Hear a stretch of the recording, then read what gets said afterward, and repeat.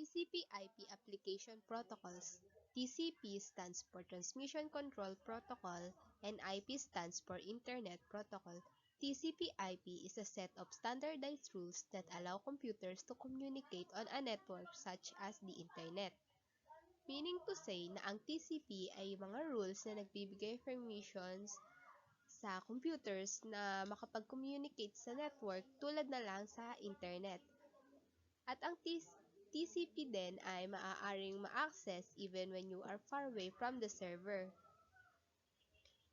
The Internet is a packet switch network in which information is broken down into small packets sent individually over many different routes at the same time, and then reassembled at the receiving end.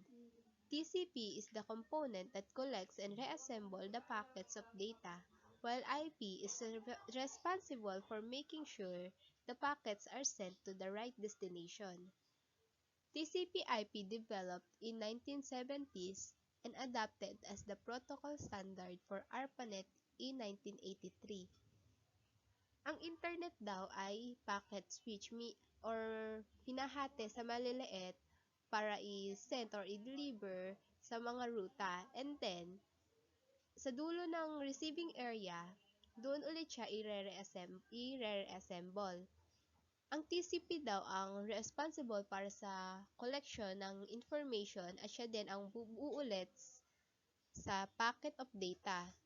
And then, ipapas niya yon kay IP at si IP naman, ang responsible naman ni IP ay siguraduhin na yung packet ay ma-deliver sa tamang pupuntahan niya. Here are the most common useful protocols and applications in TCP/IP suite. Let's discuss first the Telnet Application Protocol. Telnet is a terminal emulation program that is used to access remote servers. It's a simple command line tool that runs on your computer and it will allow you to send commands remotely to a server and administer. So, you're just gonna type a command using your keyboard and then makakapag-run ka na ng program, create programs, delete files, at transfer files, at iba pa kahit na malayo ka sa server. At ang Telnet daw ay command line tool, which means hindi gumagamit ng graphic at ang mga command na sinesend ay gamit ang keyboard. And because it doesn't need graphic, it is very fast to send a command. Telnet was developed way back in 1969, and it stands for Teletype Network. It is developed prior the internet, that's why security is not an issue. So, kung gumagamit ka pa ng teletype ngayon, maaaring ma-hack ang mga important details na sinasend mo sa server mo. Just for example, nag-login ka sa computer mo, maaaring makuha ni hacker yung username at password mo dahil nga ang Telnet ay lack of encryption. At hindi ito dapat gamitin sa mga public internet.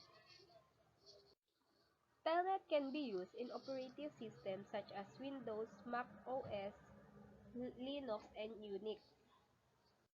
Ang IBM 3720 and VT220 ang mga example ng computer na gumagamit ng Telnet protocol. Here are the steps on how to enable the Telnet client in your Windows. First, go to the Start button of your computer, then search for Programs, then find the Program and Features, and then turn on the Telnet client and hit the OK, and the Telnet client will be installed in your Windows. Then you can now go to the command prompt and run it as the administrator. And if you want to see the full version of Star Wars, just type this command, telnettowel.blinkenlights.nl, and the screen will show you the full version of Star Wars. And if you want to check the weather, just type the command telnetrainmaker.wonderground.com.nl and you will be now updated on the weather. These are just some of the command that Telnet can do. Now let's discuss the Secure Shell or SSH. SSH enables authentication security for TCP/IP applications and is mostly used on Unix, Linux, and Mac operating systems. It is a remote administration protocol that allows users to control and modify their remote servers over the internet. SSH is better alternative for Telnet. It protects the data from being attacked or stolen as it being transferred over network. For example, nag-send ka ng important data or nag-login ka, and a hacker could be listening and steal that data. At ang gagawin ngayon ni Secure Shell, i-encrypt niya yung data during the transferring of file para maprotektahan ito from potential threats. Sa SSH din ay nagpo-provide ng password and public key authentication. SSH does everything that Telnet does, but it is a secured protocol. That's why people are using it today instead of Telnet. Gumagamit din sa SSH ng asymmetric cipher or nag-e-encrypt at dinidecrypt niya ang data para ma-protect ito. For example, nag-send ako ng ABC sa'yo. I-encrypt ngayon siya ni SSH, gagawin siyang ZYX para hindi madaling malaman kung ano ang ibig sabihin niya or itatago niya yung totoong meaning ng sinend kong file or data sa iyo. This is how SSH works. Pinoprotect niya yung file na tina-transfer niya from the sniffer. From client to server, hindi nakakakuha ng information si sniffer dahil sinisecure ni SSH ang file or ang data na tina-transfer niya. Next is File Transfer Protocol or FTP. FTP is a type of technology allows the transfer of data between remote devices. FTP is a standard network protocol used for the transfer of computer files from a server to client using the client-server model on a computers. FTP uses service of TCP. Gumagamit ito ng dalawang TCP connection. The well-known port 21 used for control connection at ang well-known port 20 ay for data connection. Control connections stay connected during enter session, and data connection opened and closed for each file transfer. There are 4 FTP connections: request, response, transfer, and terminate. First is the request. This request is initiated by the client, allowing the file transfer protocol to begin. There are various subcommands allows client to interact with the server before they upload or download a file. Next is response. In response, server will inform the client that it is ready to either receive or send a file. The subcommand used in this transaction are ready to send and ready to receive. So, sa server daw ang nag-i-inform kay client kung ready na bang mag-receive or mag-send ng file. While in transfer, yung actual transaction ng data, kung paano siya mag-send o paano siya magre-receive, ay nakapaloob sa transfer. And lastly, the terminate. Dalawa lang ang type ng terminate transaction. The successful terminate and the unsuccessful terminate.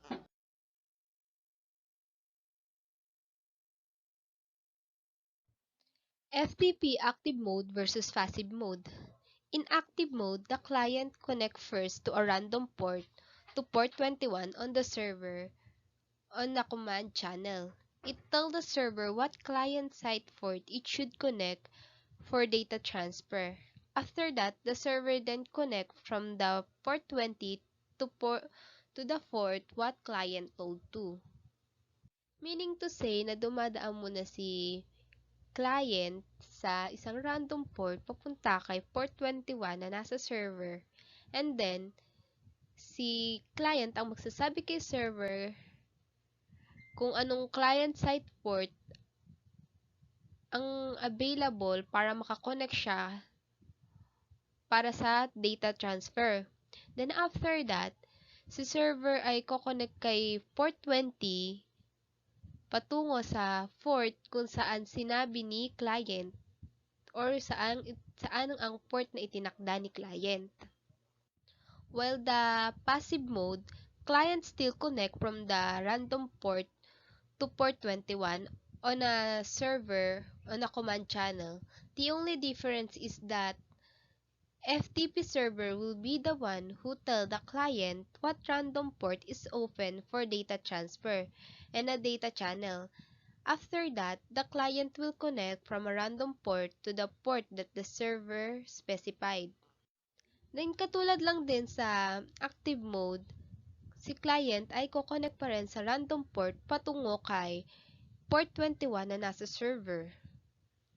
And then, ang pinagkaiba lang nila ay this time si FTP server ang magsasabi kay client kung anong random port ang bukas para sa data transfer. And then after that, si client ay kokonek sa random port patungo sa port na ibinigay or itinakda ni server. In short, in active mode, server initiate the connection, and in passive mode, client initiate the connection. In active mode, it is easier for administration of the server because you only have to open the port 21 and 20 and you're done. You can now connect. But on a client standpoint, a lot of people were not able to connect dahil sa firewall. While in passive mode, firewall is no issue, is not issue. And and it is easier for client to initiate both connection in passive mode. TFTP or Trivial File Transfer Protocol is an internet software utility for transferring files that is simpler to use than the FTP, but is less capable. It is used where user authentication and directory visibility are not required. So, mas simple daw siyang gamitin kaysa kay FTP, pero less capable siya o mas unreliable. At hindi niya kailangan ng authentication ni user para siya ay mag-run. There are five types of TFTP message categories: RRQ, WRQ, data, ACK, and error.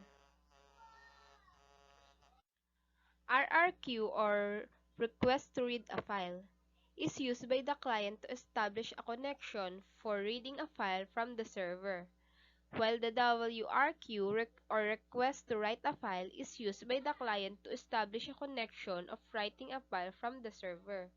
And then data contains a block of files data. ACK is used by peer to acknowledge each block of data, and error is used by peer to indicate erroneous operations. This is the message format of TFTP. In read request, the file transfer is initiated by read request packet. The transfer responds with the first data block, and then the client will acknowledge the reception of the first data block. The transfer continues with the next data block, which is acknowledged by the client. Then sa write request, the file transfer is initiated by the write request packet or WRQ. The server responds with the virtual data block 0, which acknowledges the WRQ packet. Then the client sends the first data block. The transfer will continue with the next data block, which is acknowledged by the server. NFS or Network File System was designed in 1984 by Sun Microsystem. This distributed file system protocol allows user on a client computer to access file over a network in the same way they would access local storage file. At dahil si NFS ay open standard, anyone can implement the protocol. O lahat ay pwedeng gumamit ng protocol na ito. So, how does the NFS work? To access the data on another machine, like for example, the server would implement NFS daemon processes to make data available to the clients. The server administrator determines what to make available and ensures it can recognize validated clients. So, para daw makapag-access ka ng mga data sa ibang machine, like for example daw sa server, mag-i-implement ngayon si NFS ng daemon process. Ang daemon process ang sasagot sa mga request for services para maging available yung data sa mga clients.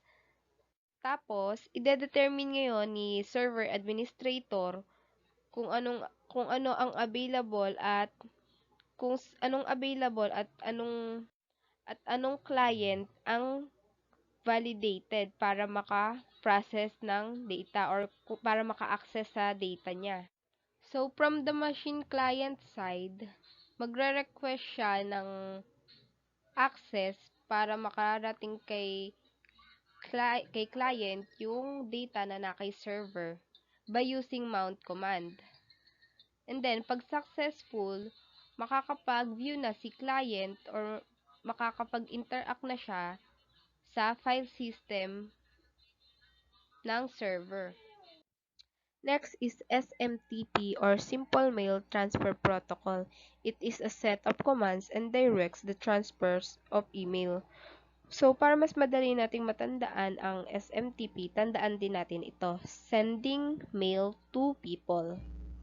So, how does the SMTP works? For example, when you write an email using email client such as Microsoft Outlook and you send it, the email will travel from your computer to server using SMTP protocol. And this server will also known as SMTP server, and this is what configured in your email client. Another example, you are using Gmail. The SMTP server address will be smtp.gmail.com, and then your SMTP server will send the message to the recipient's email server also using SMTP.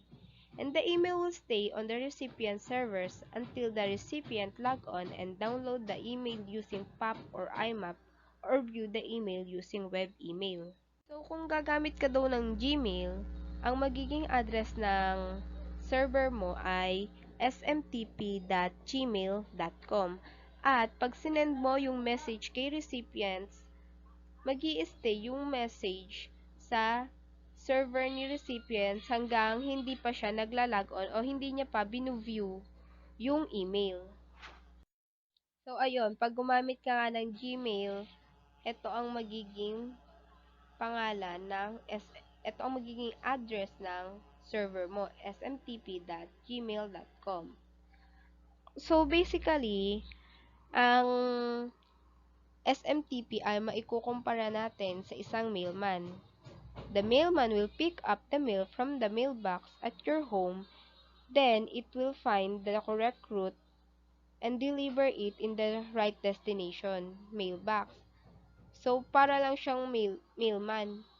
Kukunin niya yung email or yung message mo from your home and then hahanapin ngayon ni mailman ang address na nakalagay sa email mo at i-deliver niya ngayon yon sa right destination na mailbox.